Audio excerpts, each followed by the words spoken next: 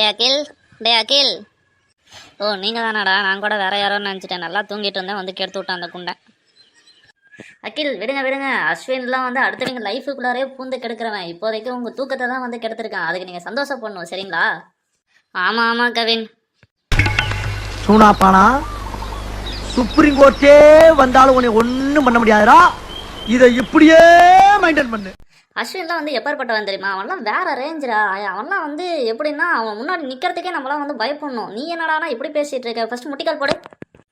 கவின், உங்களுக்கு இன்னொரு விஷயம் தெரியுமா? இங்கே வந்து நம்ம கேங்லேயே வந்து ரேஞ்ச் அதிகமாக உள்ள பர்சன் வந்து யார் தெரியுமா? அகில் தான், தெரியுமா? அவரோட ரேஞ்சு கீழே தான் நம்மளாம் வர முடியாது கவின்.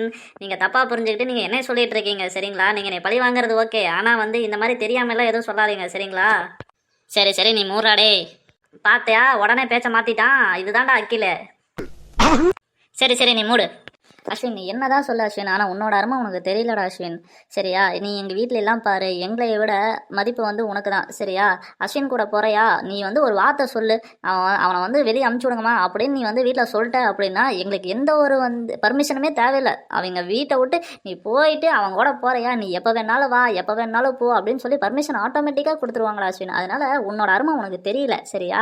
நீ எம்எல்ஏ சிஎம் போஸ்டிங்க்கெலாம் வந்து அப்படியே நின்னா எங்கள் வீட்டிலேருந்து டக்கு டக்குன்னு அப்படியே ஓட்டு உந்துக்கிட்டே இருக்கும், சரியா? அப்படி சொல்றா கவின். நாம் யாருக்கு என்ன தீங்கு செய்தோம்? நமக்கு மட்டும் ஏன் இப்படி எல்லாம் நடக்கிறது? ஆமாண்டா, இப்படி எல்லாரும் வீட்லயும் வந்து என்னையவே வந்து உசுப்பேத்து விட்டு கடைசியில் வந்து நாளைக்கு நீங்கள் ஏதாச்சும் பொண்ணக்கிரி எழுத்துட்டு ஓடினீங்கன்னா கடைசியில் அஸ்வின் தான் ஐடியா கொடுத்தான், அஸ்வின் தான் வந்து எல்லாமே ரெடி பண்ணி கொடுத்தான் அப்படின்னு சொல்லிட்டு என்னைய போட்டு விட்டுருவீங்க. அதானே உங்கள் பிளானு? இல்லை அப்படின்னா வேற ஏதாச்சும் வந்து பிரச்சனையில் என்னைய மாட்டு விட்டு போயிடுவீங்க, அப்படிதானே? Yes yes, definitely of course. நீங்கள் தான் அஸ்வின் எல்லாமே பார்த்துக்கணும். ஏன்னா நீங்கள் வந்து எங்கள் வீட்டில் வந்து ஒரு ஆள், சரியா? உன்னை நம்பி தான் வந்து எங்கள் எல்லாரையும் வந்து வெளியே விடுறாங்க. அதனால் வந்து எங்கள் எல்லாத்தையும் வந்து பாதுகாக்க வேண்டிய பொறுப்பு வந்து மிகப்பெரிய பொறுப்பு வந்து உன்னோட தான், சரியா? இப்போ நானே வந்து தப்பு பண்ணுறேன், நானும் அகில ஒரு பொண்ணை லவ் பண்ணுறோம், ஒரு பொண்ணை இழுத்துட்டு ஓடணும் அப்படின்னா வந்து நேராக நாங்கள் யார்கிட்ட போகிறது? எங்களுக்கு வந்து குருவான வந்து உங்கள்கிட்ட தானே வரணும். அதனால் நீ தான் எனக்கு ஹெல்ப் பண்ணி வைக்கணும். எங்கள் சைடில் எந்த விதமான பிரச்சனையும் வராமல் நீ தான் பார்த்துக்கணும். அது இல்லாமல் எங்கள் ஃபேமிலி சைட்லேயும் எந்த விதமான பிரச்சனையும் வராமல் நீ தான் பார்த்துக்கணும், சரியா? எல்லா இடத்துக்கும் பொறுப்பும் நீ தான் ஏற்றுக்கணும் அஸ்வின். ஏன்னா அஸ்வின், நீங்கள் தான் குரு எங்களுக்கு, சரியா? உங்கள் சிஷியர்களுக்கு வந்து நீங்கள் தான் ஹெல்ப் பண்ணியே ஆகணும். என்னடா அகில், நான் சொல்கிறது கரெக்டு தானே?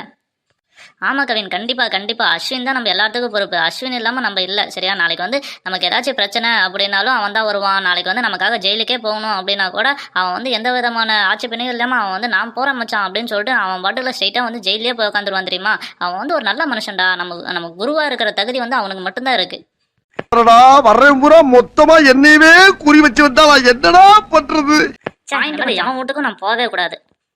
ஆமாங்க அஸ்வின், என்ன வந்து டக்கின்லாம் பண்ணிக்கிட்டு ஐடென்டி கார்டெலாம் போட்டுக்கிட்டே வந்திருக்கீங்க. ஏன் வந்து உங்களால் நார்மல் ட்ரெஸ்ஸில் வர முடியாதா? ஏன் இப்படியே போனால் தான் வந்து உங்களை வந்து அடுத்த ப்ரொமோஷன் ஏதாச்சும் தரேன்னு சொல்லியிருக்காங்களா? சூப்பர் மச்சான், அவன் வீட்டுக்குள்ளார வரும்போது நானும் இதை தான் கேட்டேன். ஆமாங்க கேள்வி, எனக்கு வந்து இப்படியே போனால் தான் வந்து ஜென்ரல் மேனேஜர் போஸ்டிங் வந்து தருவேன் அப்படின்னு சொல்லிட்டாங்க. அதனால தான் வந்து ஆஃபீஸ்லேருந்து ஸ்ட்ரைட்டாக வந்து ஊருக்கு இதே ட்ரெஸ் கோடோட வந்துட்டேன். மச்சான் போய் சொல்கிறான். ஜென்ரல் மேனேஜர்லாம் கிடையாது, அடுத்த சிஇஓவே நம்ம அஸ்வின் தான், தெரியுமா? அவன் கிட்ட போய் சொல்கிறான். நீ சிஇஓன்னு சொல்லி ஏதாச்சும் சொன்னேன்னா இன்னைக்கு அவன் வந்து ட்ரீட் வைக்கணும் அப்படின்னு சொல்லிட்டு அவன் வந்து உங்கள்கிட்ட போய் சொல்கிறான் மச்சான், நம்பிடாத. ஆமாம் அகில், நான் தான் சிஇஓ. ஓ, அப்படி வேற போகுதா கதை? அஸ்வின், இதெல்லாம் வந்து எங்ககிட்ட ஏன் சொல்லவே இல்லை? நாங்கள் சொன்னால் ஏதாச்சும் வந்து உள்ளார பூந்து உங்களுக்கு வரக்கூடிய வந்து கம்பெனியை வந்து நாங்கள் கெடுத்துருவோமா? அகில், நீங்கள் பேசுகிறத பார்த்தா நம்ம வந்து கம்பெனிக்காரன் வாசலில் நின்றுக்கிட்டு டாக்குமெண்ட்ஸ்லாம் வந்து அவன் பேரில் இருக்க டாக்குமெண்ட்ஸ்லாம் என் பேரில் மாற்றுறதுக்காக வந்து வெயிட் பண்ணிட்டு இருக்கான். நான் வந்து இப்போ வந்து ட்ரெஸ் கோட்லாம் வந்து இதே மாதிரி ஐடென்டி கார்டு டக்கின்லாம் வந்து பண்ணாமல் போனால் அவன் என்னமோ டாக்குமெண்ட்லாம் என் பேருக்கு மாற்றி தரமாட்டான் அப்படின்ற மாதிரி தான் நீங்கள் பேசிகிட்டு இருக்கீங்க. சரி சரி, 2 பேரும் மூடுங்க. இப்போ வந்து நான் பிளான் என்னன்னு சொல்கிறேன், சரியா? இப்போ வந்து எனக்கு வந்து சில வேலை இருக்குது. நான் வந்து ஒரு 2-3 ட்ரெஸ் எடுக்கணும், அது இல்லாமல் கோயிலுக்கு போகணும். அதனால் வந்து என் வேலை வந்து இது 2ம் தான். இதை முடிச்சுட்டு அகில் உனக்கு ஏதோ வேலை இருக்குன்னு சொன்னேன்ல, அப்படியே நம்ம அதையும் முடிச்சுட்டு வந்துடுவோம். வரும்போது வந்து எம்ஸு அதுக்கப்புறம் ஓய 2 பேர்த்தையும் வந்து பார்த்துட்டு அதுக்கப்புறம் மத்தியானம் வெளியே சாப்பிட்டு வரதுனால வந்துடலாம். இல்லை அப்படின்னா வந்து நம்ம இங்கே வந்துட்டு நம்ம ஏதாச்சும் ஃபுட்டுக்கு இதை ஆர்டர் பண்ணிக்கலாம். இது என்ன பிரமாதம்? இது விட ஸ்பெஷலைட் ஒன்று இருக்கு. ஆர்டர் பண்ணிட்டு இங்கே சாப்பிட்டு மத்தியானம் வந்து மேக்னி ஷோ போகலாம், சரியா? என்னது மேக்னி ஷோவா? தம்பி நீ கொஞ்சம் இரு, சரியா? பிளான் எல்லாம் நீ லிஸ்ட் வைஸாக அடிக்கிட்டு போவாத. இப்போ வந்து வீட்டில் யாரும் இல்லை, மம்மி டாடி யாருமே இல்லை. இன்னும் கொஞ்சம் நேரத்தில் அவங்க வந்துருவாங்க. வந்ததுக்கப்புறம் வந்து அதுக்கப்புறம் தான் எனக்கே தெரியும் அவங்க கொஞ்சம் வேலையெல்லாம் இருக்குது அப்படின்னு சொல்லி சொன்னாங்க. அதெல்லாம் நான் சேர்த்தி பண்ணணும். அதனால் வந்து டைம் எவ்வளோ எடுக்குது அப்படின்னு எனக்கு தெரியல. அதனால் சரியா, மேக்னி ஷோலாம் வந்து போனால் தான் போக முடியும். அதுவும் இல்லாமல் நம்ம ஷாப்பிங் பண்ணிட்டு நம்ம மத்தியானம் சாப்பிட்டு கிளம்புறதுக்கே டைம் கரெக்டாக இருக்கும். அதனால் வந்து மத்தியானம் டவுட்டு தான். வேணால் வந்து நைட் ஷோ வேணால் ட்ரை பண்ணலாம். என்னது நைட் ஷோ வாட்டு? என்னடா பிளான் பண்ணிட்டு இருக்கீங்க நீங்கள் வந்து என்னன்னா உங்கள் ஒர்க்லாம் முடிச்சுட்டு அதுக்கப்புறம் மத்தியானம் கொஞ்ச நேரம் டைம் ஸ்பெண்ட் பண்ணிவிட்டு ஈவினிங் வந்து ஏதாச்சும் ஸ்நாக்ஸ் சாப்பிட்டு நைட்டு வந்து சாப்பிட்டு அப்படியே கிளம்பலாம் அப்படின்ட்டு தான்டா சொன்னீங்க. இப்போ என்னடா படத்துக்குலாம் போகலாம் அப்படின்னு சொல்லி பிளான் பண்ணிட்டு இருக்கீங்க? இதெல்லாம் முன்னாடி என்கிட்ட சொல்லவே இல்லையாடா? கவின், எனக்கு தெரியும் நீங்கள் இப்படி தான் சொல்லுவீங்கன்ட்டு, அதனால தான் வந்து முன்னாடியே வந்து உங்களுக்கு எந்த பிளானுமே நான் சொல்லலை சரியா? அதனால மூடிக்கிட்டு நைட்டு வரை இருந்துட்டு நைட்டுக்கு மேலே நம்ம கிளம்பலாம் சரியா? சரி ஓகே பார்த்துக்கலாம்.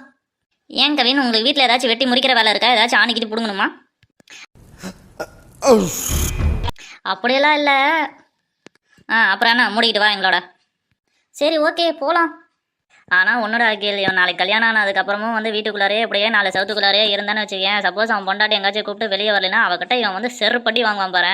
அதை வந்து நான் நேரில் பார்க்கணுண்டா அகில். அன்றைக்கி தான் வந்து எனக்கு ரொம்ப திருப்தியாக இருக்கும் சரியா? நீங்கள் வந்து எல்லாருமே வந்துடுங்க. அந்த விஷயம் வந்து அன்றைக்கி செருப்படி வாங்குற அன்னைக்கு வந்து நம்ம எல்லாருமே உட்காந்து டிவி ஷோ என்ஜாய் பண்ணுற மாதிரி நம்ம என்ஜாய் பண்ணி பார்க்கணுண்டா அகில். ஆமாம் மச்சான், கரெக்டு தான். கண்டிப்பாக போயே ஆகணும். அதுலலாம் எந்த விதமான மாற்றமும் கிடையாது. ஏய் போங்கடா போங்கடா, அதை அப்போ பார்த்துக்கலாம். ஆள் தெரியல போட்டுருக்கு. நாங்கெல்லாம் சிங்கத்தோட உண்ணாக்க வெட்டுக்குன்னு பிடிங்க திங்கிறீங்கடா. ஓ, உங்களுக்கு ஏதாச்சும் வேற ஏதாச்சும் ஐடியாவில் இருக்கீங்களோ? கடைசி வரைக்கும் நான் கல்யாணமே பண்ணிக்க மாட்டேன், கல்யாணமே நடக்காது அப்படின்னு சொல்லிட்டு ஏதாச்சும் பிளான் கிட்ட வச்சிருக்கீங்களா?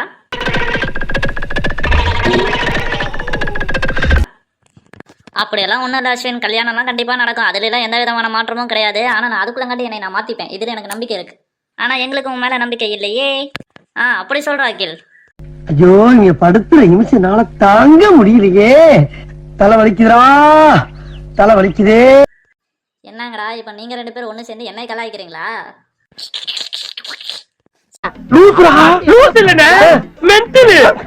சரி அதெல்லாம் அப்புறமேல் பார்த்துக்கலாம். நீ ஃபஸ்ட்டு போயிட்டு ரெடி ஆகிட்டு கீழே வா. அதுக்குள்ளங்காட்டி மம்மி டேடிலாம் வந்துருவாங்க, பார்த்துட்டு அப்படியே கிளம்பலாம். சரி நான் போயிட்டு வந்துடுறேன், இங்கே இருங்க.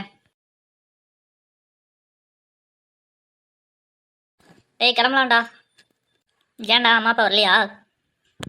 இல்லைடா, அவங்களுக்கு எதாவது நடுவில் ஒர்க் வந்துச்சா, அதனால் வந்து ஈவினிங் ஆகுமா வர்றதுக்கு. அதனால் வந்து நம்ம முன்னாடி கிளம்பலாம். சப்போஸ் ஏதாச்சும் ஏதாவது வாங்கிட்டு வர மாதிரி இருந்ததுன்னா அவங்க வந்து கால் பண்ணுறேன்னு சொல்லி சொன்னாங்க. நம்ம அதுக்கப்புறம் பார்த்துக்கலாம். சரிடா சரி ஓகே வா போகலாம். சரிடா சரி வா போகலாம்.